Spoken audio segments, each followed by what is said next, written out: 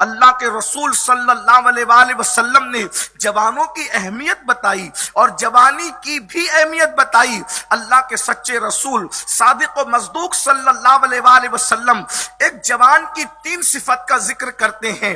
آقا علیہ الصلوۃ والتسلیم ارشاد فرماتے ہیں جو جوان اللہ کی تقدیر پر راضی رہے، یعنی اللہ نے اس کی تقدیر کے لیے جو فیصلہ کر دیا ہے اس فیصلے پر وہ راضی رہے کہ اللہ نے جو مقدر لکھا ہے، اللہ نے جو میری تقدیر لکھا ہے میں اس پر راضی ہوں، اللہ کی تقدیر پر اس کو کوئی اعتراض نہیں ہے. اللہ اکبر. فرمایا اللہ کی تقدیر پر راضی رہنے والا جوان. اور دوسری صفت ارشاد فرمایا، دوسری صفت جوان کی یہ، اللہ نے اس کو جتنا حلال رزق عطا کیا اس رزق پہ راضی رہنے والا جوان اللہ کی تقدیر پر راضی رہے، رزق حلال پر راضی رہے اور حرام سے بچتا رہے.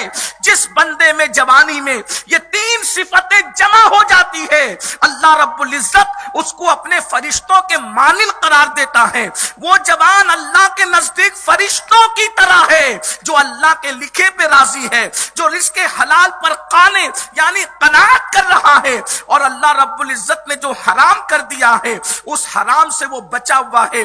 وہ فرشتوں کی طرح ہے، اللہ کے نزدیک فرشتوں کی طرح ہے. اور ایک مقام پر تو یہاں تک فرمایا صبح کو عبادت کرنے والا جوان بوڑھوں پر ایسی فضیلت رکھتا ہے جیسے اللہ نے نبیوں کو امت پر فضیلت عطا فرمائی ہے، جیسے مرسلین کو اللہ نے امت پر فضیلت عطا فرمائی ہے.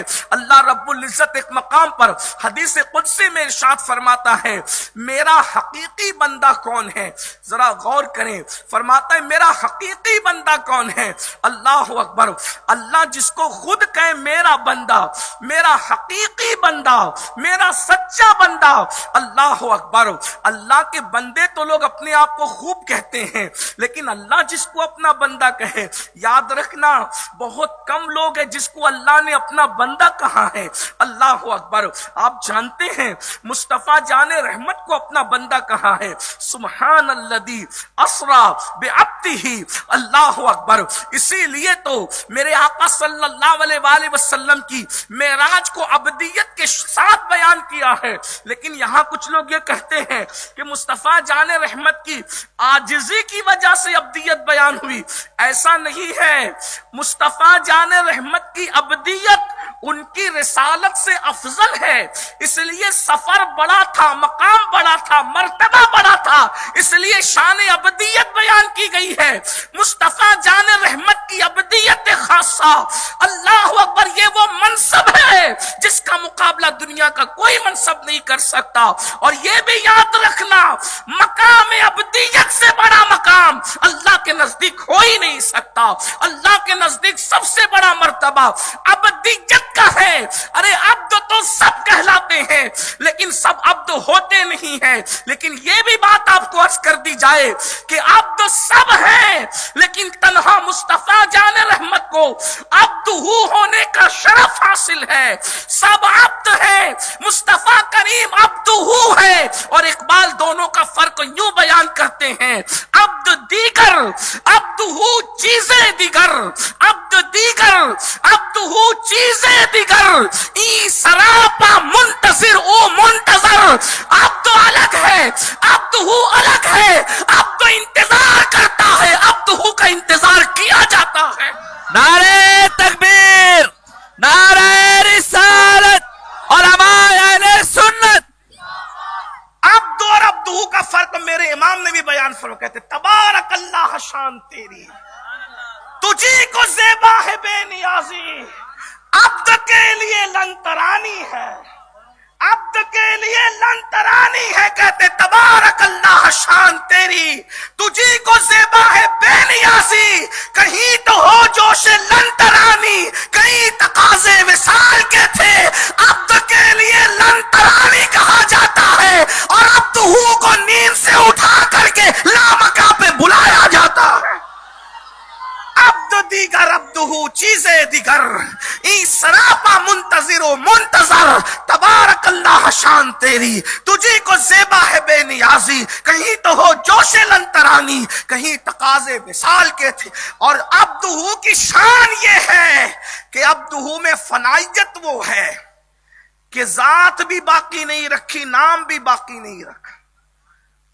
حضور کی ذات بھی فنا ہے ذات باری میں، اور حضور کا نام بھی فنا ہے، اسی لیے حضور کا نام بھی نہیں لیا، کہا عبدہی۔ جس نبی کو عبد کہہ کر کے پکارا، ساتھ میں سب کا نام لیا، لیکن تنہا مصطفیٰ جان رحمت ہے، حضور کو جب عبد کہا تو ساتھ میں نام نہیں لیا، اس لیے کہ نام بھی حضور کا فنا ہے ذات باری کے اندر، اور جس کا نام فنا ہے ذات باری میں، پھر اس کو جلوہ حق ہونے کا شرف یوں حاصل ہوا کہ میرے امام کہتے ہیں وہی ہے اول، وہی ہے آخر، وہی ہے ظاہر، وہی ہے باطن۔ استاد زمن کہتے ہیں کہ لوگ کہتے ہیں کہ آنکھوں سے دیکھا، بالکل آنکھوں سے دیکھا، لیکن وہاں آنکھ کہاں تھی، جسم کہاں تھا، اور جسمانیات کہاں تھی، اور کون کہاں تھا، کون کہاں تھا۔ بات تو بس اتنی ہے کہ لمحہ باطن میں گمنے جلوہ ظاہر گیا تو کہتے ہیں وہی ہے اول، وہی ہے آخر، وہی ہے ظاہر، وہی ہے باطن، اسی کے جلوے اسی سے ملنے، اسی سے اس کی طرف گئے تھے، اسی کے جلوے اسی سے ملنے، اسی سے اس کی طرف گئے تھے۔ کمان امکان کے جھوٹے نقطوں، تم اول آخر کے پھیر میں ہو، اور محیط کی چال سے تو پوچھو کدھر سے آئے کدھر گئے۔ یہ ابدیت ہے، ابدیت اسے کہتے۔ اسی لیے اقبال نے ایک مقام پر کہا تھا کہ مقام بندگی دے کر نہ لوں شان خداوندی۔ مقام بندگی وہ مقام ہے کہ اقبال کہتے ہیں مقام بندگی دے کر میں خدا بننا پسند نہیں کرتا۔ کیوں؟ اس لیے کہ فرعون خدا بنا، غرق کر دیا گیا، نمرود خدا بنا، لنگڑے مچھر سے ہلاک کر دیا گیا، اور موسیٰ صرف بندے بنے، موسیٰ کے لیے دریا میں رستے پیدا کر دیے گئے۔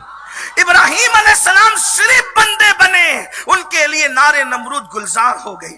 تو اور مگر اب جب مقام ابدیت سمجھ میں آ گیا آپ کے، اس سے بڑی کوئی ڈگری نہیں۔ السلام علیکم ناظرین، اسی طرح کے اسلامک ویڈیو دیکھنے اور سننے کے لیے ہمارے چینل کو سبسکرائب کریں۔ جزاک اللہ خیرن جزا۔ السلام علیکم ورحمۃ اللہ وبرکاتہ۔